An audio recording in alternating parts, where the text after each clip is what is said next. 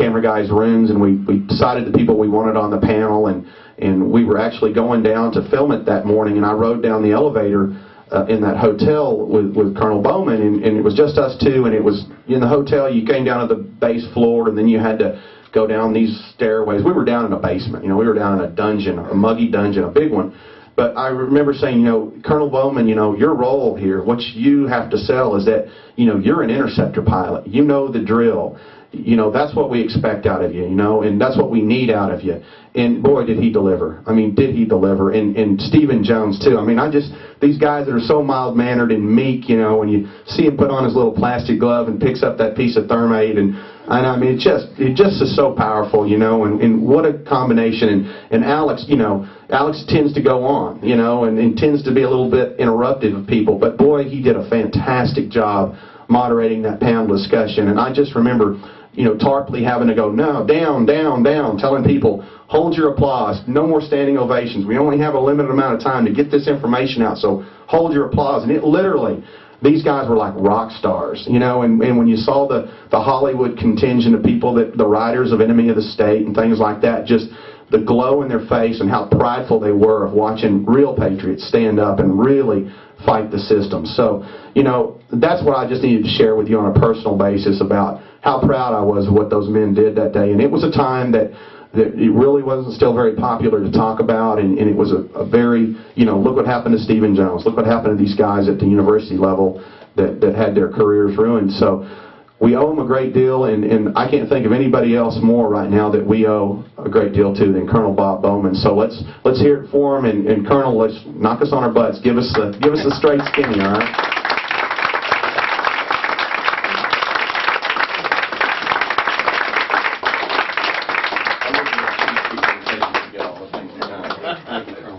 Thank you. Thank you, and thank you all for coming. I'd like to get an idea who we have here. How many of you folks are Ron Paul folks? All right. How many of you are Dennis Kucinich folks?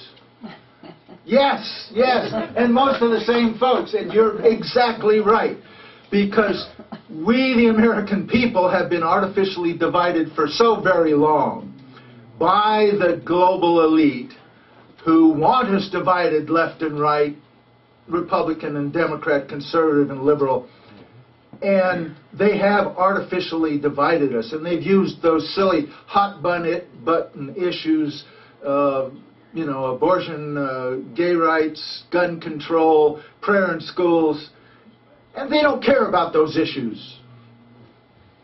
What they care about is having a government that serves their financial interests.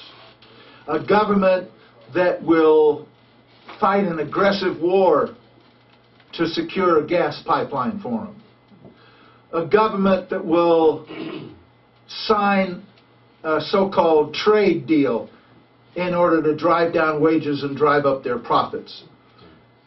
And they get that, regardless of which party is in power, because they own both the major political parties at the national level.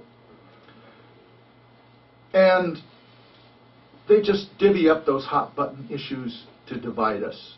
And now we're coming together, and the fact that so many of you folks recognize that Ron Paul and Dennis Kucinich, supposedly at opposite extremes of the political spectrum, are the good guys who have come together to fight our battles for us, to honor the Constitution, to honor the truth, to serve the people. Those are the kinds of people we need in our government. And all the rest of them, regardless of party, the ones that serve the corporate interests and not us, we have to just get rid of them. Because we, the people, are not left and right. We are one. We have the same issues, the same needs, the same fears. We both love our country, but fear our government, and with darn good reason. So I'm glad to see that so many of you here tonight are either both left and right or neither. What we have to get away from is this radical center represented by the Trilateral Commission and the Bilderbergers and all that, who really don't care about true conservative issues like standing for fiscal responsibility and avoiding foreign military entanglements and protecting the individual rights of Americans. They don't care about real liberal values like compassion and equal chance for everybody and giving workers a fair share of the wealth they create with their labor. They don't care about either of those. All they care about is their own greed and power.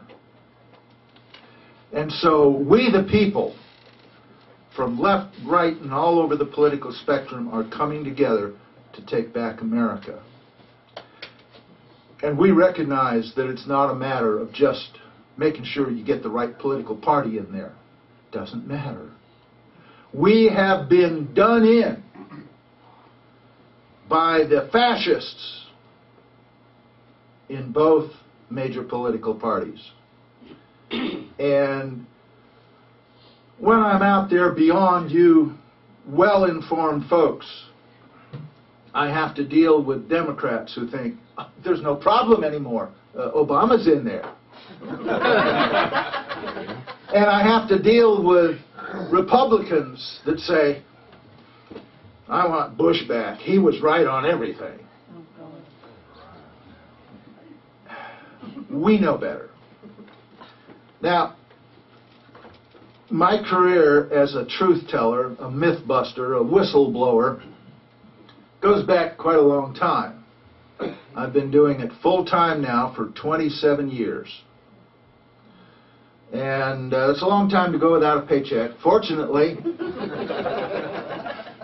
I get some help, especially the last couple of years when the VA has finally recognized the fact that I'm a 100% disabled combat veteran, and because of the cancer I have from Agent Orange.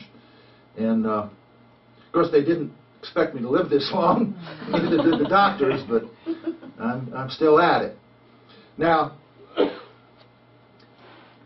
my career as a whistleblower doesn't go back quite as far as it should, because I first noticed the problem when John F. Kennedy was assassinated. And probably a lot of you did too. I mean, who can watch the film of Kennedy's head snapping back from the fatal shot and his wife climbing up on the back of the car trying to retrieve parts of his skull and brain and still believe that the only shots came from behind, from a lone gunman in the school depository building? It's ludicrous. It's about as ludicrous as watching the BBC announce the collapse of Building 7 before it happened, and then watching the building come down in what appears to be a perfect controlled demolition of an intact building with no visible fires, and still believe the Bush administration's official conspiracy theory about 9/11. Now, when the JFK thing happened, I read all the books on it, and I saw Oliver Stone's movie and whatnot, but I didn't do anything. Oh, I talked to some of my friends and family, but I didn't step out. But with 9/11, I was already out fighting Reagan's Star Wars scheme. I'd been unemployed and a permanent whistleblower already for a long time, 19 years. And so I had nothing to lose to continue speaking out on yet something else. And I did. But you see, there's a big difference in the public knowledge of these two things, because in 1963 we still had some free press out there. And so just about every American who was alive in 1963